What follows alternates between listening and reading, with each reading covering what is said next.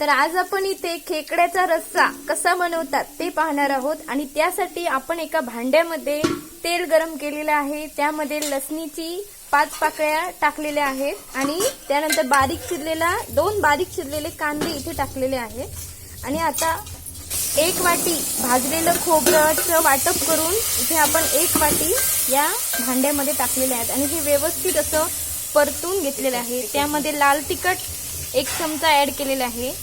तुम्हाला हवं तसं तिखट ऍड करू शकता। आमच्या घरामध्ये जास्त तिखट लागतं त्यामुळे आम्ही इथे जास्त तिखट ऍड केलेले आहे।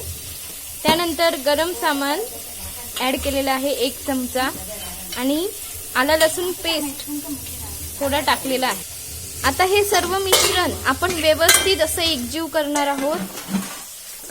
व्यवस्थित असं एकजीव करून लक्षात ठेवा गॅस सुरुवातीला फास्ट ठेवला तरी चालेल, म्हणजे व्यवस्थित आपला जो कांदा आहे आणि हे खोबरं वगैरे व्यवस्थित असं आतमध्ये मिक्स होईल आणि त्यामध्ये आपण आता इथे 4 किंवा 5 कोकम ऍड करणार आहोत आणि यामध्ये आता आपण 2 कप पाणी, कारण आता इथे आपण रस्सा करणार आहोत त्यामुळे पाणी जास्तच लागणार आहे।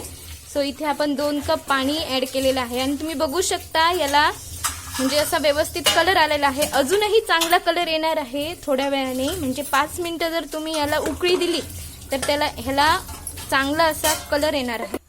तोपर्यंत इथे पाहू शकता तुम्ही आपण जे साफ केलेले खेकडे आहेत त्यांचे थोडा भाग आपण इथे मिक्सरला लावून घेतलेला आहे आणि जो मधला पोर्शन राहणार आहे तो आपण जसाच्या तसा आमटीमध्ये टाकणार आहोत। तुम्ही इथे पाहू शकता की इथे कलर कसा आलेला आहे, मस्त कलर आलेला आहे आणि हे थोडा वेळ असं उकळेपर्यंत ठेवायचं आहे। मिक्सरमध्ये जे लावलेले आहे बॅटर ते पण याच्यामध्ये ऍड करायचं आहे पाणी घालून।